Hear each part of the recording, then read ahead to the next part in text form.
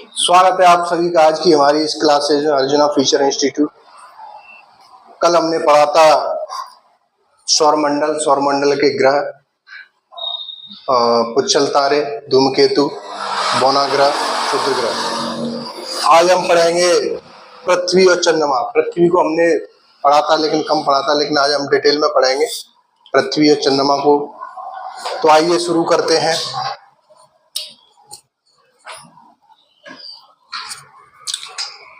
सूर्य पृथ्वी के चक्कर लगाता है और चंद्रमा पृथ्वी के चक्कर लगाती है। पृथ्वी सूर्य के चक्कर लगाती है और चंद्रमा पृथ्वी के चक्कर लगाता है। यानी दीर्घवृत्तीय कक्षा में पृथ्वी सूर्य के चक्कर लगा रही है, उसी प्रकार से दीर्घवृत्तीय कक्षा में चंद्रमा पृथ्वी के चक्कर लगा रहा है। सूर्य से पृथ्वी की जो औसत दूरी है 15 करोड़ किलोमीटर है। 15 करोड़ किलोमीटर।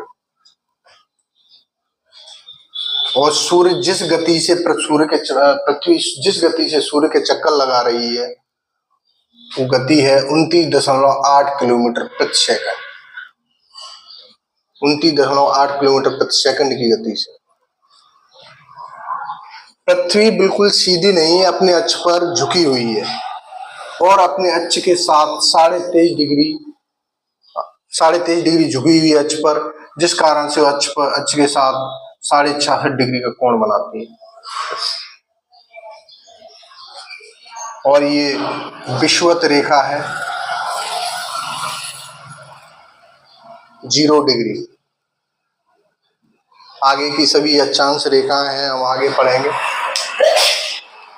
पृथ्वी जो है सूर्य से दूरी के क्रम में तीसरा ग्रह है, तो आकार में सौरमंडल का 5वां सबसे बड़ा ग्रह है। पृथ्वी का जो विषुवत रेखा पर जो व्यास है, ये इस रेखा पर जो व्यास है पृथ्वी का वो है 12,756 किलोमीटर। पृथ्वी विषुवत रेखा पर चौड़ी है और ध्रुवों पर चपटी है। ध्रुवों पर चपटी होने के कारण पृथ्वी का विषुवत ध्रुवों पर जो व्यास है 12,714 किलोमीटर है, यानी थोड़ा सा कम हो जाता है। पृथ्वी पर जल की अधिकता है। जल की अधिकता के कारण इसे नीला ग्रह कहा जाता है, क्योंकि जब आसमान से आकर अंतरिक्ष से देखा जाता है तो पृथ्वी नीली दिखाई देती है। अब आते हैं चंद्रमा पर। चंद्रमा और पृथ्वी के जो बीच की औसत दूरी है 3,84,365 किलोमीटर है।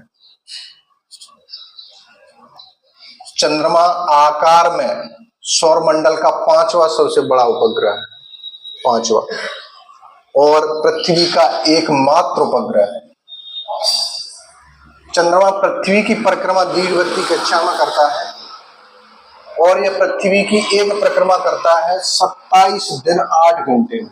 27 दिन 8 घंटे में यह पृथ्वी की एक परिक्रमा करता है और इतने ही समय में यह अपने अक्ष पर भी घूमता है, ऐसे रोटेट करता है अपने अक्ष पर।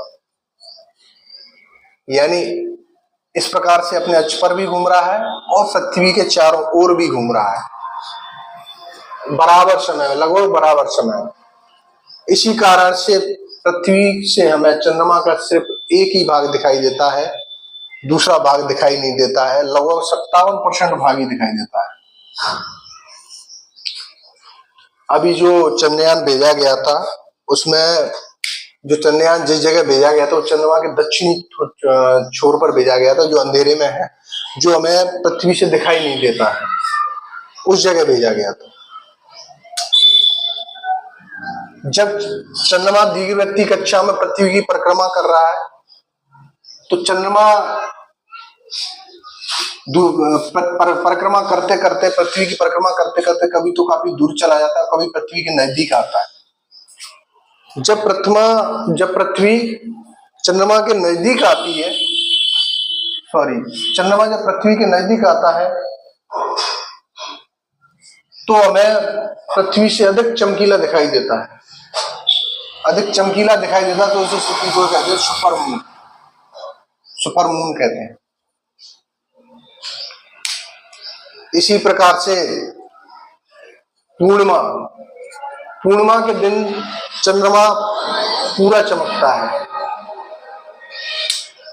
प्रत्येक माह में एक पूर्णिमा होती है, तो उस दिन चांद हमें पूरा चमकता हुआ दिखाई देता है। किंतु किसी किसी माह में दो पूर्णिमा भी हो जाती हैं, दो पूर्णिमा हो जाती हैं। तो यदि उस माह में दो पूर्णिमा होती है तो दूसरी पूर्णिमा का जो चांद है या चंद्रमा है उसे ब्लू मून कहा जाता है, ब्लू मून कहा जाता है। इसी प्रकार से यदि एक वर्ष में ऐसे एक या दो माह से अधिक हो जाते हैं, दो माह से अधिक ऐसे निकलते हैं जिसमें दो पूर्णिमा हो, तो उस पूरे साल को ब्लू मून ईयर कहा जाता है, ब्लू मून ईयर।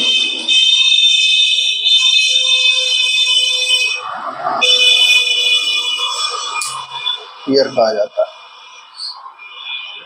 आगे हम पढ़ेंगे पृथ्वी की गतियां,